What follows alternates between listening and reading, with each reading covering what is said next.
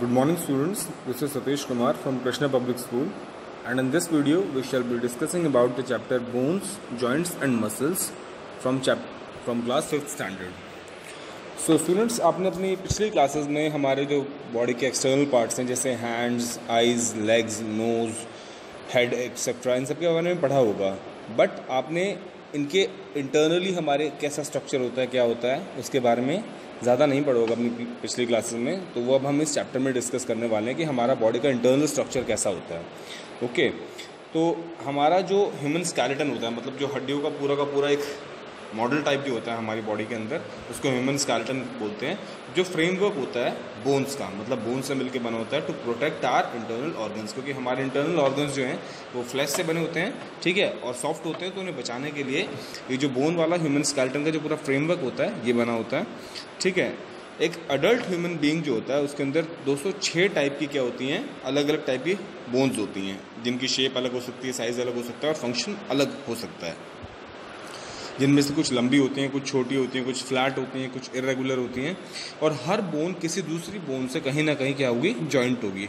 अगर उनके बीच में जॉइंट नहीं होगा तो हमारा स्केलेटन नहीं बन सकता. ऑब्वियस, तो it is very quite obvious कि हमारी हर बोन किसी दूसरी बोन से कहीं ना कहीं एटलीस्ट एक जगह से जुड़ी हुई होगी. And the ordered structure of all the bones together makes a skeleton. और इसी टाइप से जो पूरा एक पर्टिकुलर ऑर्डर में जो स्ट्रक्चर बनता है उसी को हम स्केलेटन कहते हैं. अब हम इस स्केलेटन को अच्छे से पढ़ने वाले हैं. Now will be going to study about the skeleton.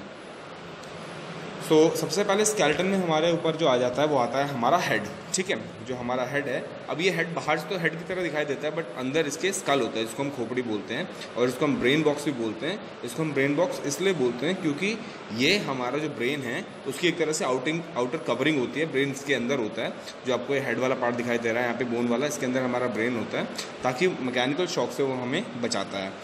अब जो फ्रंट पार्ट होता है हमारे हेड का वो बना होता है 14 फेशियल बोन्स से, मतलब जो हमारी जो आइज़ के लिए, नोज़ के लिए और जो दांतों के लिए कैविटीज़ होती हैं, तो इसमें 14 तरह की अलग अलग फेशियल बोन्स होते हैं जिनसे बना होता है. और जो अपर पार्ट होता है, मतलब जिस सर वाला जो पार्ट है, खोपड़ी वाला जो पार्ट है, ये बना होता है 8 फ्लैट बोन्स से, ठीक है. And all these bones are interlocked tightly with one another makes the joints immovable. और ये सारी बोन्स आपस में एक दूसरे के साथ बहुत टाइटली जॉइंट होती हैं, जिसकी वजह से ये मूव नहीं कर सकती, ठीक है. अगर ये मूव करती होती तो हमारा चेहरा क्या होता है, बहुत ही इरेगुलर और अजीब सा होता है. अभी हमारा चेहरा जो बिल्कुल एक प्रॉपर शेप जो दिखाई देती है वो किसकी वजह से देती है, इन बोन्स के इंटरलॉकिंग की वजह से, और जिसकी वजह से क्या होती हैं, ये मूव नहीं कर पाती हैं. Okay, The only bone that can move in our head is lower jaw, which enables us to talk and eat.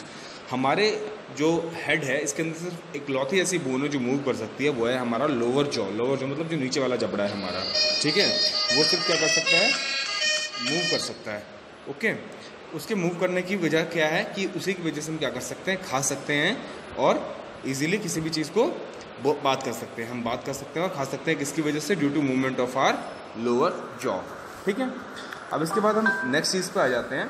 Next चीज़ है हमारी बैकबोन और वर्टिब्रल कॉलम और स्पाइन, ठीक है. जो पीछे वाला पोर्शन होता है हमारा, जो हेड से कनेक्टेड होती है जो बोन, उसे हम क्या बोलते हैं, बैकबोन बोलते हैं. और जो नीचे तक जाती है हमारे हिप तक, उसको वर्टिब्रल कॉलम भी बोल देते हैं और स्पाइन भी बोल देते हैं, ठीक है.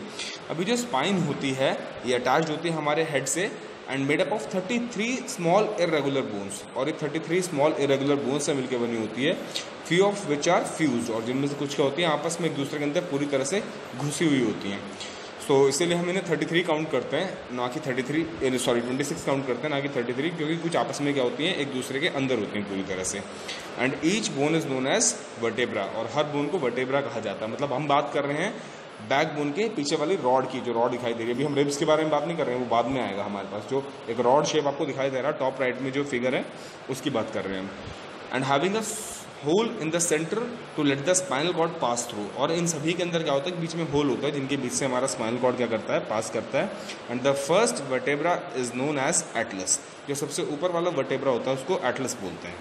ओके, अब थोड़ा सा नीचे आ जाते हैं. सबसे पहले हमने हेड पढ़ लिया, फिर हेड से जो कनेक्टेड है हमारा बैकबोन वो हो गया. अब हमारा नीचे आ जाता है रिब केज. रिब केज मतलब क्या होता है, जो पसलियाँ होती हैं हमारी, जो चेस्ट में अगर आप टच करके देखेंगे आपको, तो रिब केज आपको फील होगा, ठीक है. ये रिब केज होता है, इसको पसलियाँ बोलते हैं. It is made up of 12 pairs of thin flat irregular and curved bones. जो रिब केज हमारा बना होता है वो बना होता है 12 पेयर्स मतलब 24 बोन्स से मिलकर बना होता है, ठीक है। और ये इरेगुलर होती हैं और कर्व्ड बोन्स होते हैं। कर्व्ड मतलब ये लूप्स टाइप बनाते हैं, जैसा आपको दिखाई दे रहा होगा। And which are attached at the back to the vertebral column and in front to the breast bone. जो पीछे वर्टिब्रल कॉलम से अटैच होते हैं, मतलब हमारा जो बैक बोन का उससे अटैच होते हैं, और आगे ब्रेस्ट बोन से अटैच होते हैं। The rib cage protects the heart and lungs and it also helps in breathing.